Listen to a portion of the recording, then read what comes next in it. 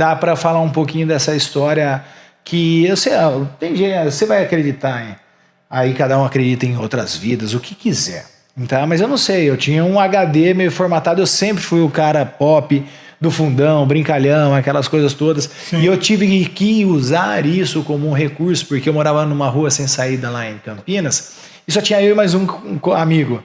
E só que o bairro todo, a gente era criado na rua, né?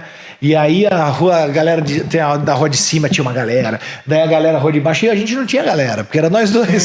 Só né? Vocês dois. E a gente tinha que se virar, então a gente tinha que subir, jogava bola com a galera de cima, aí tinha períodos que a gente ficava mais com ela, daí depois a gente ia pra galera de baixo, ia ficar lá, mas a galera tinha galera e a gente não tinha.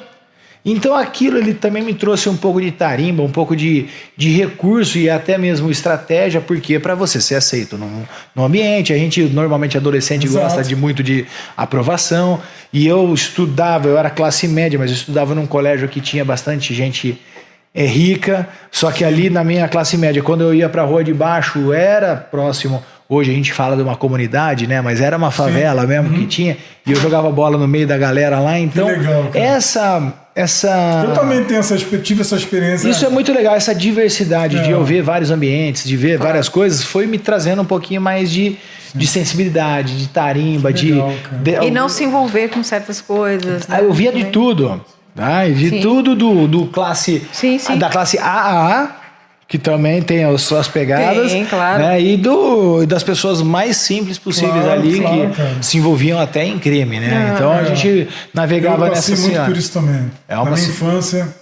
E é uma situação que você sabe, exatamente isso aí que você está falando. Mas isso, tipo assim, para mim foi uma bênção. Eu entendo como foi uma baita de uma escola aonde ninguém te ensina, Exato. Né? E aí eu com uns 16 anos eu tive que tomar uma decisão, né, por uma situação familiar. Eu estudava nos melhores colégios e aí a gente teve que fazer uma mudança, eu tive que estudar à noite e passar a trabalhar. Então foi muito radical essa situação para mim também, porque acabou mexendo com um estilo de vida, né? Você tinha uma perspectiva, daí de repente agora eu vou ter que trabalhar, parece que você vira gente grande, né? Com 16 anos de idade, e aí estudando à noite, eu fui finalizar o colegial à noite, e desde da época que eu estudei nesse colégio de Playboy lá em Campinas, e eu vivi algumas situações que foram me despertando algo que eu tinha aí, que eu parecia que dava para contribuir alguma coisa com alguém. Principalmente, por exemplo, eu sempre fui brincalhão, a gente tá sempre batendo papo, aquela coisa toda, mas eu odiava bullying. Olha, não tinha esse termo na minha época, né? Mas hoje era aquela coisa de sacanagem mesmo, e minimizar, ainda ridículo, e minimizando o outro. Tá? Então, tipo assim, eu odiava a coisa que fazia te rebaixar, né? Rebaixar, não a minha, tipo assim, era. Tanto é que eu falava, pô, por que você faz isso com o cara desse daí? Faz comigo, eu quero ver fazer isso, porra. E eu tinha uma atitude, né? E tinha algumas pessoas lá, e uma coisa que me marcou foi nessa época, né? Porque tinha um menino lá do meu colégio que ele tinha lábio leporino, aquelas coisas todas, então tudo cicatriz. E a galera, bem na época que lançou o filme do Chuck, chamava ele de Chuck, né? Você chamava pelo nome. E eu não gostava, eu não chamava por apelido. Claro. Brincava também, zoava também, aquelas coisas, mas eu não gostava de nada que minimizasse os outros. Tinha um respeito. Isso daí desde moleque, eu espero que algum dos meus amigos daquela época assista. Eu também sempre fui assim, cara. Eu nunca gostei de você tá aí, isso é bem sucedido, entendeu? Brincava, mas não menosprezava ninguém. Eu não tinha muito eu não tinha afeição a isso.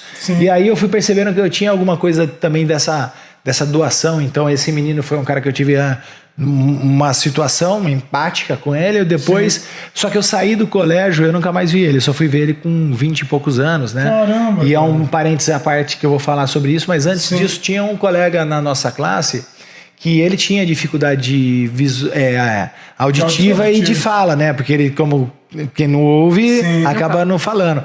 E aí eu começava sensibilidade, tá? O cara tava do meu lado na classe, a professora falando, e ele ficava prestando atenção para ler o lábio dela, porque ele não escutava. E aí quando a professora virava de costas pra lousa e continuava falando, eu percebia que ele se perdia. Aí eu cutucava o cara e falava, olha, lê meu lábio. Daí eu ficava Sério? replicando Que o que a lindo, professora... cara, que tudo. Intuitivo. Caramba. De uma forma de boa. Olha Então, que coisa, cara. era uma coisa... Daí, isso é um resgate que eu tô fazendo. Naquela época eu Sim. não percebia o que isso tava... Já vinha em você, né? Já tinha isso. Já Aí com 20... predestinado a alguma coisa Pode lá ser, no futuro. pode ser. Né? Que você mesmo não sabia, né? Mas Ainda não. que hoje Eu você tinha essa sabe. sensibilidade, eu gostava de fazer o bem para as pessoas. Sim. Eu tinha essa coisa, mas não esperava que eu fosse hoje viver desenvolvendo Então, hoje essa... você sabe o porquê. Agora tá Que cada legal. dia melhor. Isso daí vem trazendo bagagem.